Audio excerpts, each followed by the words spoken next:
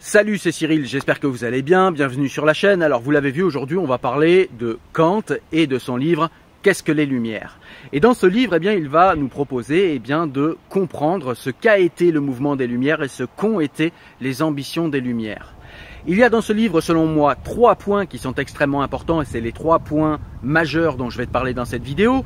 Le premier, c'est tout simplement que les Lumières ont proposé à l'humanité de sortir de son état de minorité irresponsable à son état de majorité responsable. Le second point, c'est de comprendre que ce n'est pas par des révolutions violentes qu'on atteint des révolutions, qu'on propose des révolutions de l'esprit, ou plutôt des évolutions de l'esprit. Et le troisième point, c'est de dire que c'est par la diffusion des idées et par la liberté totale d'expression que les populations, que la multitude, peut se tenir au courant de toutes les informations et de toutes les instructions disponibles. Et c'est ainsi qu'on monte le niveau d'instruction d'une population. Je te parle de ça tout de suite. On est parti après le générique.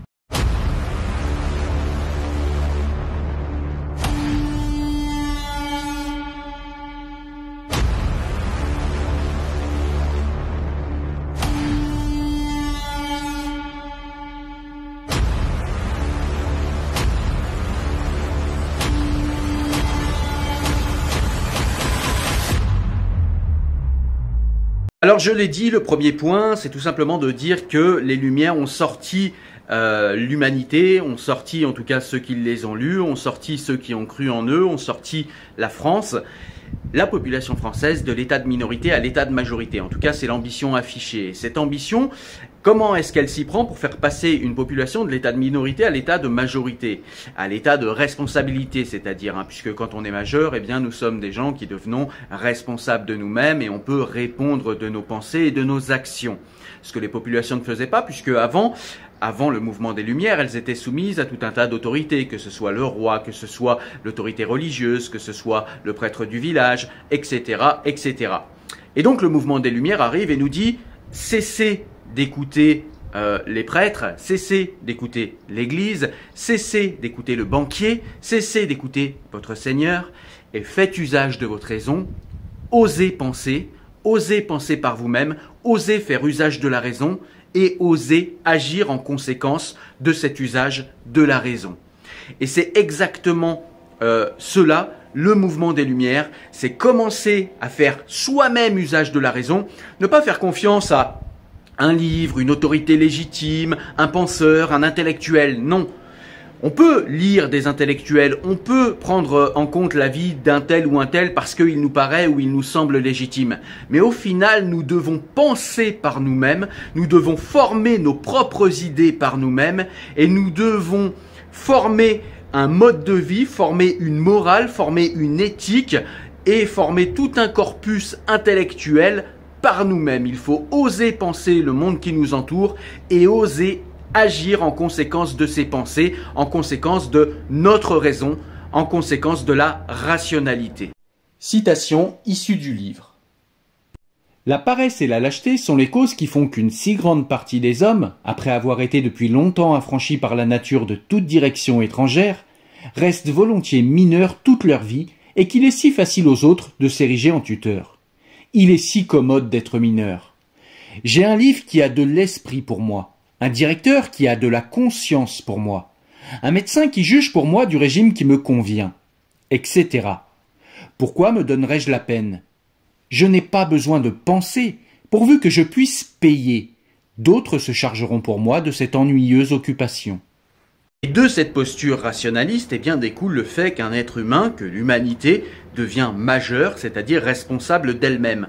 En effet, si vous formez par vous-même vos propres pensées, vos propres directions de vie, vos propres valeurs, votre propre éthique, si vous fondez tout cela par vous-même, le jour où il y a un échec, vous êtes le responsable. Et c'est pour ça que c'est une situation que beaucoup de gens n'aiment pas, que les populations n'aiment pas en général, parce que c'est une posture qui vous place devant un miroir en cas d'échec. Vous ne pouvez pas accuser le prêtre, vous ne pouvez pas accuser l'imam, le rabbin, l'intellectuel, le président, le responsable, le tyran. Non, vous êtes obligé de vous regarder devant le miroir et de dire « je me suis trompé ». Ceci dit, ça n'est pas grave parce que c'est par l'échec qu'on apprend. Kant nous parle d'une analogie que je trouve assez pertinente, c'est tout simplement de dire que, eh bien, quand on commence à faire usage de la raison, au début, eh bien, on se trompe, on a des échecs et on fait peut-être quelques erreurs de jugement. Mais est-ce que on arrête de marcher parce que quand on est bébé, eh bien, on fait de multiples chutes avant de savoir marcher? Évidemment non. Eh bien, il en va de même de la raison. Il faut continuer à se servir de la raison, quand bien même au départ on ferait quelques erreurs de raisonnement, quelques erreurs de jugement. Il faut continuer à se servir de la raison, il faut continuer à se servir de son intellect et il faut continuer à former nos réflexions et notre préhension du monde par nous-mêmes, parce que cela nous rend responsables et que la responsabilité est la seule possibilité d'être véritablement libre, responsable et majeur, et de décider pour soi-même au lieu de laisser d'autres décider pour nous-mêmes. Citation issue du livre. Les Lumières, c'est la sortie de l'homme hors de l'état de tutelle dont il est lui-même responsable. L'état de tutelle est l'incapacité de se servir de son entendement sans la conduite d'un autre. On est soi-même responsable de cet état de tutelle quand la cause tient non pas à une insuffisance de l'entendement, mais à une insuffisance de la résolution et du courage de s'en servir sans la conduite d'un autre. Sapere aude, ose savoir. Aie le courage de te servir de ton propre entendement. Voilà la devise des Lumières. Le second point important est de dire que les révolutions ne font pas des révolutions dans les esprits.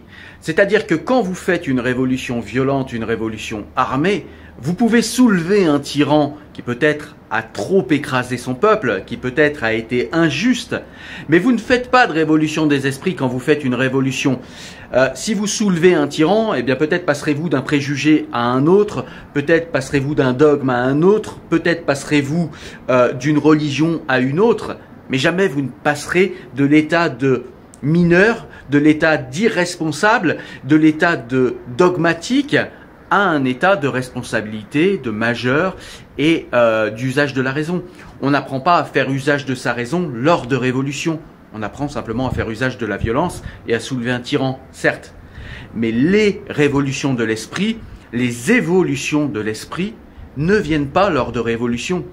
Elles viennent par des sachants, par des savants qui peuvent, eux, diffuser leurs idées dans le reste de la société et en faisant réfléchir la multitude, et du coup ça nous amène au troisième point. Citation issue du livre. Le public ne peut donc arriver que lentement aux Lumières. Une révolution peut bien amener la chute du despotisme d'un individu et de l'oppression d'un maître cupide ou ambitieux, mais jamais une véritable réforme dans la façon de penser. De nouveaux préjugés serviront, tout aussi bien que les anciens, à conduire les masses aveugles. Et donc ça nous amène au troisième point dont nous parle Kant, eh bien c'est la liberté totale d'expression. C'est-à-dire que si on veut que le savoir se diffuse, si on veut que les savants et les sachants diffusent leur savoir et leur expertise dans les domaines qui sont les leurs, eh bien il faut laisser l'expression libre, et c'est ce à quoi travaillent les Lumières. C'est-à-dire que, eh bien, je le répète, chaque sachant, chaque savant est expert dans son domaine. Et si dans sa fonction il doit obéir, puisque sans ça, eh bien, aucune structure, aucune institution ne pourra fonctionner correctement. Il prend l'exemple dans le livre de l'Ecclésiaste qui doit obéir à sa hiérarchie, mais qui doit pouvoir avoir la possibilité de critiquer l'enseignement qu'il diffuse, de critiquer l'enseignement de l'Église. Et c'est quelque chose qu'il doit pouvoir faire de façon libre. Parce que pour le coup, c'est comme ça qu'on amène à la révolution des esprits, c'est comme ça qu'on instruit les masses, qu'on instruit la multitude, et c'est comme ça que les gens se mettent à réfléchir. Parce que si vous avez la liberté de raisonner, mais que vous n'avez aucune instruction, vous raisonnez à vide, et donc du coup, il n'y a pas d'intérêt.